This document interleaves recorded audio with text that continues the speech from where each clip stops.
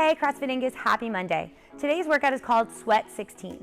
It's a 16-minute AMRAP starting with 10 double dumbbell step overs, 20 double dumbbell deadlifts, and 30 AbMat Sit-ups. Now this workout is going to be a little bit more grunt style, so we want to make sure that we're taking planned breaks, but still allowing ourselves to get somewhere between 4 and 5 rounds.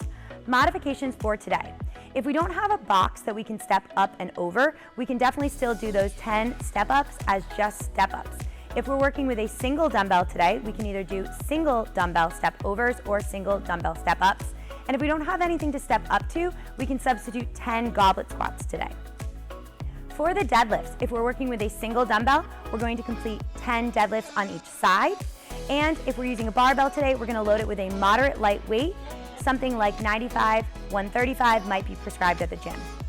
For our strategy today, we're gonna see a lot of grip work in those first two movements, so we wanna take planned intentional breaks, meaning that we're gonna wanna break up those step-up overs into 2 sets, and perhaps those deadlifts into even 2 or 4 sets, even if we can do them unbroken. That's gonna allow us to have that grip strength for all 4 to 5 rounds. For those AbMat sit-ups, just find a nice consistent pace that'll allow you to maintain those sets on those first 2 movements. For today's warm-up, we're going to complete 30 seconds of each of the following.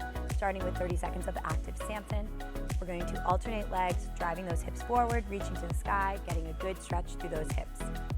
From there, we're going to do 30 seconds of down dog.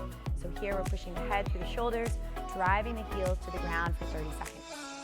From there, we'll go on to our right side and complete 30 seconds of right side side plank.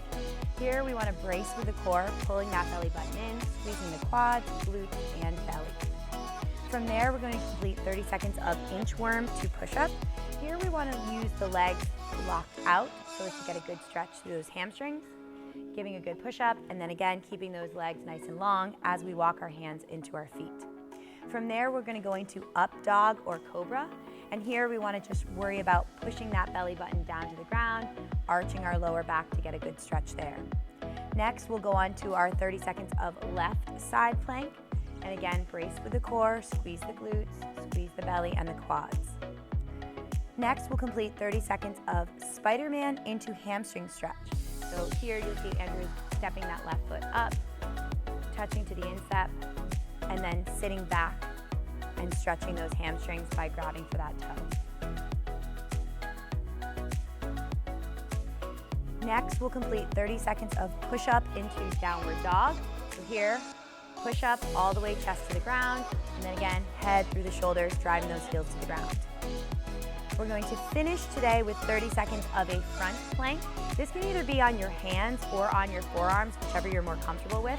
But we want to make sure we have got a nice hollow body position where that belly is pulled in, and we're again squeezing those quads and that glute.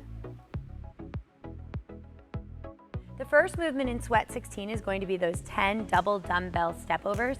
Now there's a little bit of strategy here. So notice that Andrew's going to set up at a 45-degree angle facing the box. He's going to start with his left foot in that back right-hand corner. From here, he's going to step, placing the right foot in the front left-hand corner. As he comes down, he's going to pivot.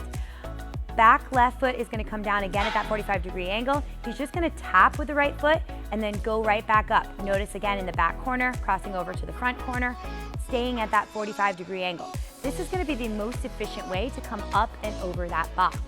Now, if we don't have a box that we can step over, we can do these as double dumbbell step ups.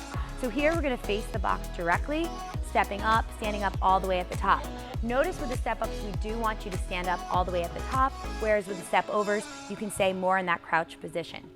If we're using a single dumbbell today and we can still do those dumbbell step overs, the strategy is going to remain the same. The only difference is we're going to place that dumbbell either behind our head or up on a shoulder. But again, he's going to cross over that box. No need to stand up all the way over to the other side. We can still do those single dumbbell box step ups, again facing that box and standing up, opening up those hips all the way at the top. If we don't have a box that we can step up to today, we can use that single dumbbell to do a goblet squat. So elbows pinned down so as to not interfere with the knees, hips hinge back, and again getting that full good depth, squeezing those glutes at the top. From the step overs, we're going to go into 20 double dumbbell deadlifts. Now if we have 2 dumbbells, we're gonna make sure that only the front head touches, and here we wanna make sure that the front head is tilted down. This way we get a little bit extra length on those arms so we can keep that back nice and flat. From there, we're gonna stand up, squeezing those glutes at the top. Feet are gonna be a little bit more narrow here, so as to, again, make sure we can keep that good, proper deadlift form. If we're using a single deadlift today, the feet are gonna open up, both heads of the dumbbell are going to touch, and so we're gonna see a little bit more of a bend in those knees to allow, again, that back to stay flat on the way down. Squeeze those glutes at the top. If we're using a barbell today, again, guys, we're gonna load it with a moderately light weight. 135/95 might be prescribed at the gym, but again, we wanna choose something that we can do in no more than 3 or 4 sets. Last but not least are gonna be those 30 AbMat sit-ups. Now here, we just wanna find a nice, consistent pace. Shoulders will touch the ground on every rep, and then at the top, we wanna see that nice 90-degree angle from those hips, where those hands touch the feet or the floor in front. Breathe through the movement, making sure to be ready for that next set of step overs as they come around.